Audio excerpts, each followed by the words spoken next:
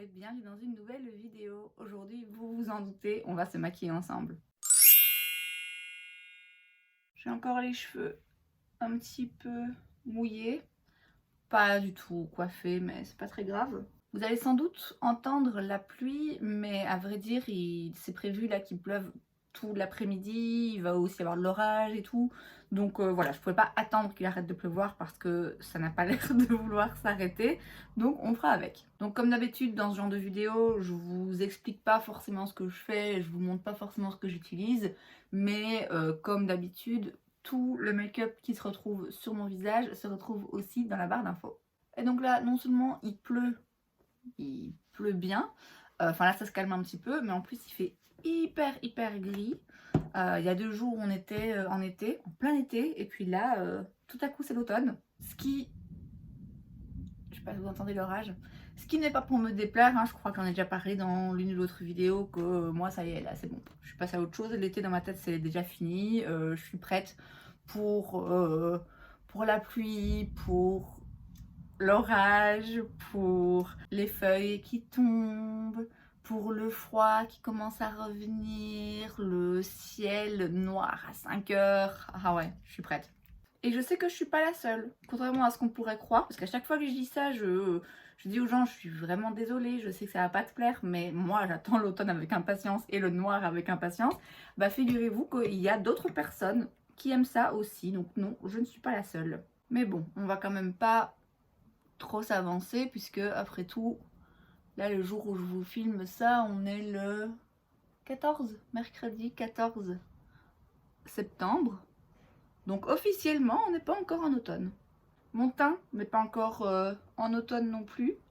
J'ai l'impression qu'une vidéo sur 2, je me plains du fait que j'ai toujours un grand décalage entre le bronzage de mon corps et de mon visage. Ce qui fait que arriver à matcher mon fond de teint à ma carnation est un petit peu compliqué. Là, ça commence quand même à aller vachement mieux. Et puis de toute façon, comme j'ai dit, le temps commence à se rafraîchir. Donc, on verra moins le reste de mon corps. Donc, j'ai envie de vous dire que si mon fond de teint commence à être de teint plus clair que mes bras, bon, ce sera pas bien grave. Au moins, j'aurai plus à aller derrière mes oreilles et bien dans le fond de mon cou pour éviter d'avoir un visage qui a l'air beaucoup trop foncé par rapport à mon cou. Donc au moment où je vous filme cette vidéo, on est donc le mercredi et je reviens d'un petit voyage très rapide, bref mais intense, puisque entre lundi et mardi j'ai été à Paris. Je suis restée même pas 24 heures sur place, hein. Ça faisait un bon moment que ça me trottait, l'envie d'y retourner, puisque j'ai vécu en région parisienne et j'ai travaillé à Paris pendant 8 mois entre janvier et septembre 2020, une période qu'on connaît tous. Ça fait donc bientôt 2 ans que je suis revenue vivre en Belgique et j'y étais retournée une fois en janvier 2021.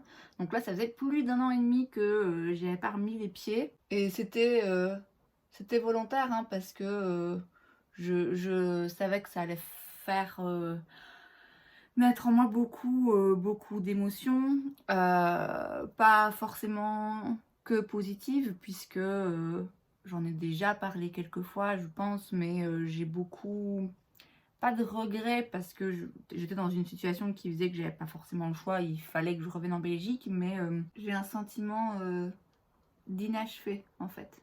Un sentiment que les circonstances de ma vie de l'époque et les circonstances de l'état du monde aussi de l'époque m'ont pas forcément laissé le choix, même si c'était un choix délibéré de ma part de partir. Ça reste quelque chose qui est un peu difficile à avaler pour moi, ça reste une époque qui a été très marquante en fait dans ma vie et du coup, ouais, tout ça pour dire que j'avais envie d'y retourner parce que ça me manque, parce que j'aime cette ville de tout mon cœur, mais en même temps, voilà, je redoutais un petit peu le fait d'y aller et de ressentir des émotions très fortes et d'avoir très mal au cœur. Alors j'ai eu mal au cœur, évidemment, ça c'était inévitable, mais j'ai réussi à gérer ces émotions, à les accepter en fait, les laisser venir et puis les vivre et puis les laisser repartir et savoir que les émotions, comme beaucoup de choses d'ailleurs dans la vie, c'est temporaire en fait. Donc certes, j'ai vécu des émotions très fortes, j'ai ressenti des choses auxquelles il était difficile de faire face et d'affronter, mais voilà, tout ça c'est temporaire et une fois qu'on accepte ça, ça nous permet de justement de laisser partir ces émotions-là, pas de les refouler, pas de les maintenir à distance, mais juste voilà d'accepter, je ressens ça maintenant. Dans une heure, ce sera peut-être plus le cas. Et donc globalement, ça m'a permis de passer un très beau séjour, certes avec des moments, oui, forts en émotion, quand je suis arrivée, quand je me suis rendue sur mon ancien lieu de travail, enfin voilà, il y a des moments comme ça un peu où on sent qu'on commence à avoir du mal à respirer, mais de manière générale, c'était très positif et je pense qu'il fallait vraiment, il était temps que j'y aille, il fallait que justement j'affronte ces émotions une fois pour toutes, puisque jusque-là, à chaque fois que j'y pensais, je sentais les larmes qui montaient et je disais, ok, stop, stop, ne pense pas à ça maintenant, tu n'y vas pas, tu ne... Voilà, il faut pas que tu y penses, quoi. Et puis voilà, et là, il était temps vraiment que j'y aille, que j'y pense, que j'affronte ça, que je vive ces émotions pour pouvoir les laisser partir par la suite. J'avais besoin de ça pour pouvoir vraiment tourner cette page, donc je suis contente de l'avoir fait. Et bah, du coup, le but aussi derrière, c'est de pouvoir entamer la page suivante. Donc maintenant, quoi? Ça se dessine de plus en plus concrètement dans ma tête aussi bien que dans mon cœur. Dans mon cœur, c'est le cas depuis longtemps, mais dans ma tête aussi. J'en ai parlé dans une vidéo aussi récemment et ça paraît de plus en plus évident et je sais qu'au fur et à mesure que j'en parle autour de moi, je me rends compte que c'est évident pour beaucoup de gens qui, quand je leur dis que voilà, je pense à la possibilité de retourner m'installer et travailler à Paris, il y a beaucoup de gens qui me disent bah oui, ça t'étonne, enfin ça paraît complètement évident que c'est quelque chose qui me tente depuis longtemps et qui paraît me convenir. Le problème c'est que à l'époque, il y a 3 ans maintenant, ouais, presque 3 ans, quand m'est venue cette idée qui m'est tombée dessus un peu comme une révélation. Mon Dieu, ça paraissait tellement évident que, ben oui, évidemment, je voulais aller travailler chez Sephora et vivre à Paris. Ça me paraissait aussi évident et ça me paraissait aussi être l'endroit où je me sentais bien, l'endroit où je voulais être. Ça me paraissait être l'idée du siècle et ben voilà, ça s'est soldé, je vais pas dire par un échec, parce que c'est pas un échec en soi, c'était une expérience, mais disons que finalement les choses se sont pas vraiment passées comme je le pensais. Alors c'était des choses en partie hors de mon contrôle, hein, le fait d'être confinée et enfermée toute seule chez moi, mais qui était pas vraiment encore chez moi, ça n'a pas aidé. Mais il y avait quand même d'autres soucis au-delà de ça, je ne vais pas non plus réécrire l'histoire. Et je me pose quand même la question, et je me suis posé la question en y allant, et c'était aussi un petit peu ça le but, de me dire, est-ce que vraiment je me sens bien dans cette ville sur le long terme? Qu'est-ce qui me dit que après quelques mois, je ne vais pas me retrouver de nouveau dans cette sensation d'isolement? Alors, on espère tous que ça n'arrivera pas, mais bon, qu'est-ce qui se passe si de nouveau je me retrouve enfermée? Qu'est-ce qui se passe si même sans ça, je me retrouve dans quelques mois à me dire bon ben en fait j'ai besoin de savoir ma famille près de moi, vous voyez, parce que c'était ça aussi qui a motivé mon départ à l'époque. Donc je me pose toujours beaucoup de questions.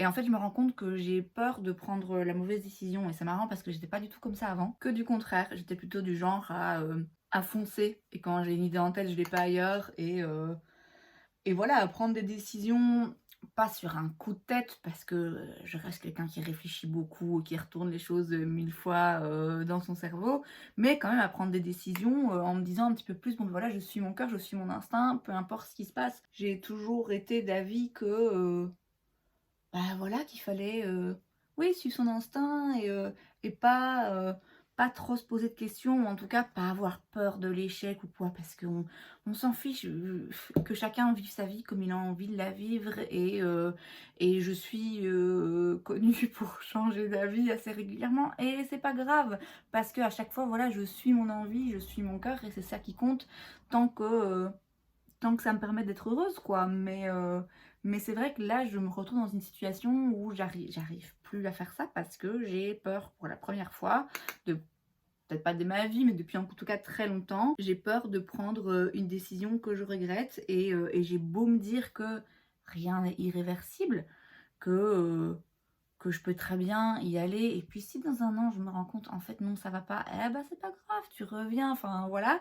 Malgré tout, je me sens toujours un petit peu bloquée. Mais bon, c'est rien par rapport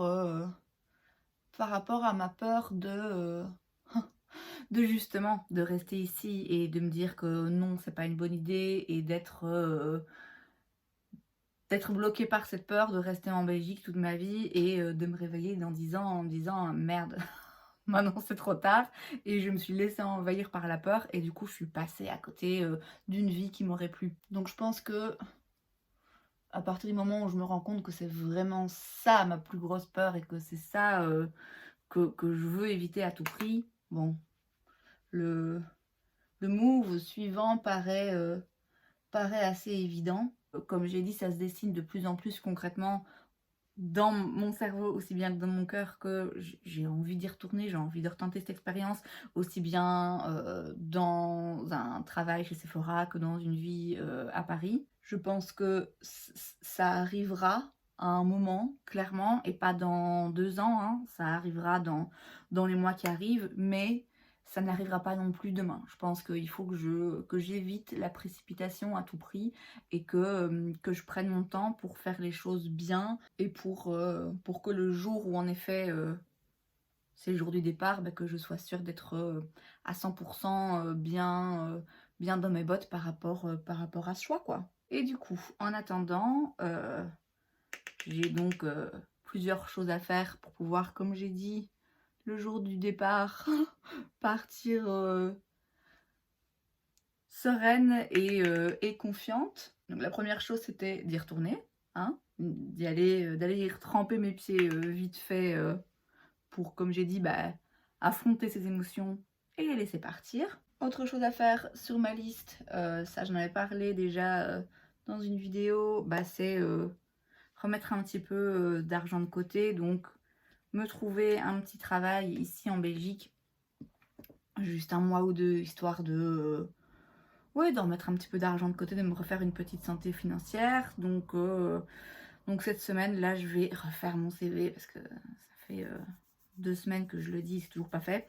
Refaire mon CV et voilà, aller postuler à 2-3 endroits en sachant que, évidemment, moi, ce qui m'intéresse, c'est des contrats de courte durée, qu'il est hors de question que je m'engage pour un truc sur 6 mois parce que clairement, je compte pas être ici dans 6 mois. Alors évidemment, il est possible du coup que le rythme de mes vidéos commence déjà à diminuer, mais, mais voilà, de toute façon, 5 jours par semaine, c'est quand même assez intense. Je comptais pas forcément faire ça pendant des années, d'autant plus que, bah oui, il faut quand même qu'à côté de cette occupation, que j'ai un vrai travail qui me permette de gagner de l'argent. Autre chose à faire sur ma liste, faire du tri.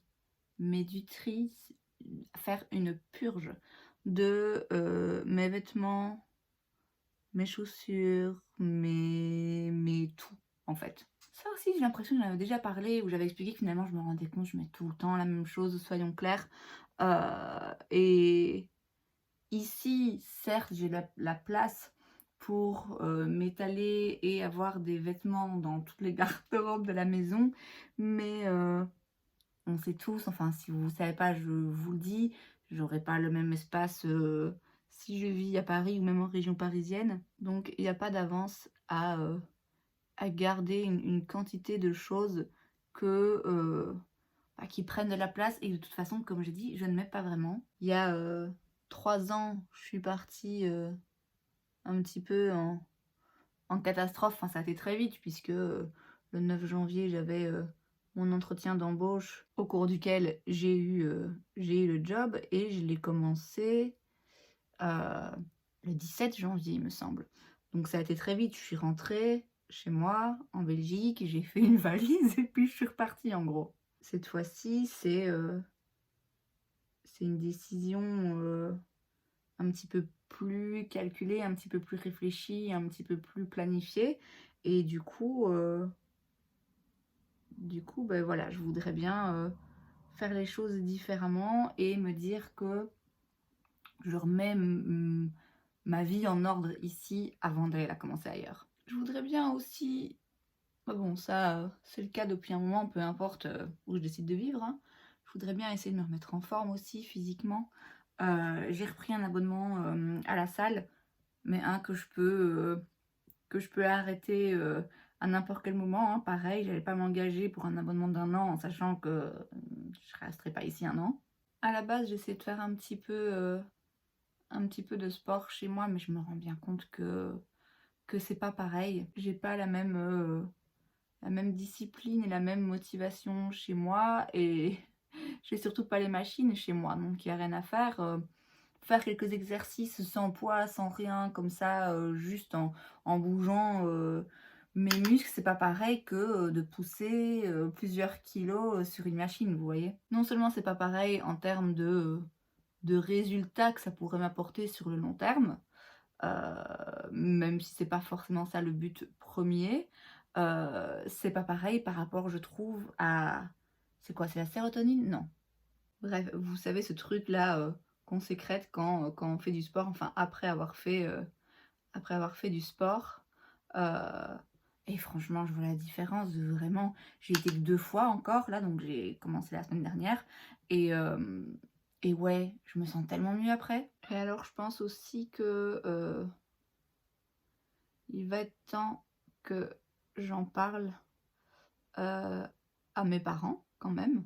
Non pas que j'ai besoin de leur autorisation, même si je vis chez ma maman, j'ai 35 ans, hein, je fais à peu près ce que je veux de ma vie.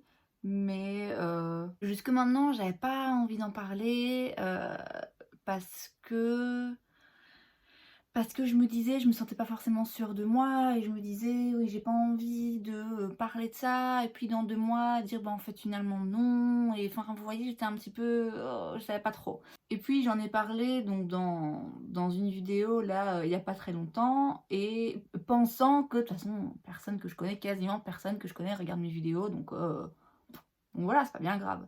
Sauf qu'en fait si. Du coup, je me rends bien compte que, à partir du moment où c'est, l'information est là, sur le net, à disposition, bah ouais, faut quand même que j'en parle de moi-même. Et puis aussi, j'ai l'impression en fait, vu que c'est, ça fait tellement partie de mon monologue interne quotidien, heu et que c'est quand même un projet qui se dessine de plus en plus. Même s'il y a encore rien de 100 certain et décidé, il y a absolument rien de concret au moment où je vous parle, j'ai l'impression que de ne pas en parler, c'est un peu mentir en fait, vous voyez? Enfin, en tout cas, c'est garder pour moi une information qui est quand même, qui est quand même décisive. Et c'est donc à ça que vous me servez aujourd'hui, le fait que je filme cette vidéo, c'est un peu une façon pas de me forcer, mais de plus vraiment me laisser le, le choix ni le temps de me dire non, mais ça va, je verrai plus tard, j'en parlerai plus tard. Voilà, là, cette vidéo, je la poste jeudi. Il faut que, au moment où vous regardez ces images, j'ai trouvé le temps et le courage d'en parler à qui de droit. D'autant plus que, comme je vous l'ai dit, hein, j'ai envie de faire les choses bien et de de prendre mon temps et tout, mais je sais qu'il y a toujours en moi cette petite partie d'impulsivité et j'ai pas envie dans un mois de me dire: en fait c'est bon, ça y est, je suis prête» et d'avoir comme la première fois le coup de bol qui fait que très rapidement je trouve un travail et que ce soit de nouveau quelque chose de très fait, annoncé dans l'urgence donc voilà, je pense qu'il est temps quand même que je partage, ce projet que j'ai avec, mes proches, surtout avec mes parents, tout en sachant encore une fois qu'il y a absolument rien de gravé dans la pierre, que je ne sais pas de quoi demain sera fait. Mais en ce moment, c'est voilà, c'est un projet que j'ai en tête tous les jours et je vais commencer à mettre, des choses en place pour faire de ce projet quelque chose de concret. Donc il me semble que c'est assez important que pour en parler. Je pense que j'y ai aussi, assez réfléchi que pour pouvoir, répondre éventuellement à certaines inquiétudes, qu'ils pourraient avoir, bah, par rapport justement à, comment, comment s'assurer que je vais pas me retrouver dans une situation similaire que lors de la première fois et comment s'assurer que les dégâts, seront pas tout aussi importants sur moi, sur ma santé, sur mon bien-être et cetera. C'est des questions qu'ils pourraient avoir qui sont légitimes puisque c'est des questions que moi-même, je me pose, mais je pense que j'ai pu identifier, quand même pas mal des facteurs qui ont aggravé, mon mal-être de l'époque et je sais grâce à ça les erreurs qui sont à ne pas reproduire et les choses que je pourrais faire différemment. Notamment, ne pas aller me perdre, trop loin, de Paris et surtout ne pas vivre seule. Ça, c'est clair que, c'est pas quelque chose que je me vois faire, là tout de suite et heu et aussi par rapport à mon travail, d'être un petit peu plus pas revendicatrice parce que j'aime pas trop ce mot, mais un peu plus assertive en fait, simplement. Ne pas prétendre, et ça en vrai ça vaut dans tous les domaines de ma vie, ne pas prétendre que quelque chose ne me dérange pas, et me dire non mais ça va, c'est pas grave, ça me dérange pas, alors qu'au fond c'est quelque chose qui si quand même me dérange un peu, parce que le problème c'est que du coup, bah, les gens clairement si on leur donne ça, ils vont prendre ça, et ça s'accumule et moi à un moment donné, bah, je pète les plombs quoi. Donc ça, il faut que j'évite que ça se reproduise et pour ça, il faut que je sois, claire sur le fait que, moi j'ai besoin une fois de temps en temps de revenir en Belgique, j'ai besoin une fois de temps en temps de venir voir mes parents et si ça veut dire, devoir une fois tous les 2 mois, poser juste un jour de congé à côté de mon jour de repos, bah, voilà, il faut que j'insiste, il faut que je fasse comprendre ce qui moi me faut pour faire un meilleur travail finalement. Parce que je pense que, si j'arrive avec des pieds de plomb parce que ça fait, 4 mois, que j'ai pas vu, quelqu'un de ma famille, ça n'aide personne et si après moins d'un an je décide de repartir, bah, ça n'aide personne non plus. Enfin voilà, ça c'était pour, ce qui est en train de se passer dans ma tête et ce qui va sans doute bientôt du coup se passer aussi dans ma vie. Vous allez me dire en quoi ça nous regarde? Oui, certes, mais comme je l'ai dit, d'une part, ça va sans doute, avoir des conséquences, peut-être bientôt sur mon rythme de, vidéos et aussi, bah, du coup, je continue un petit peu le, no buy que j'avais fait au mois d'août.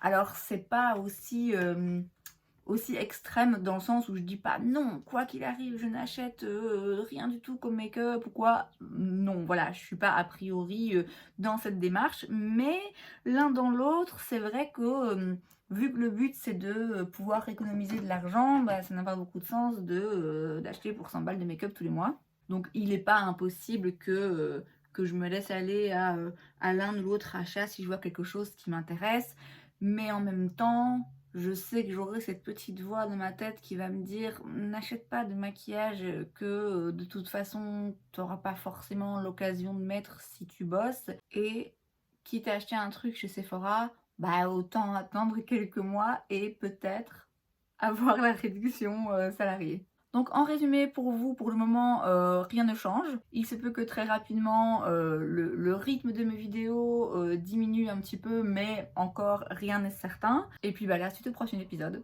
C'est donc tout pour cette vidéo, j'espère que ça vous a plu. Si c'est le cas, n'hésitez pas à laisser un like. Vous pouvez aussi vous abonner à ma chaîne parce que c'est gratuit, donc pourquoi pas. Et moi, je vous vois la prochaine fois. Bye!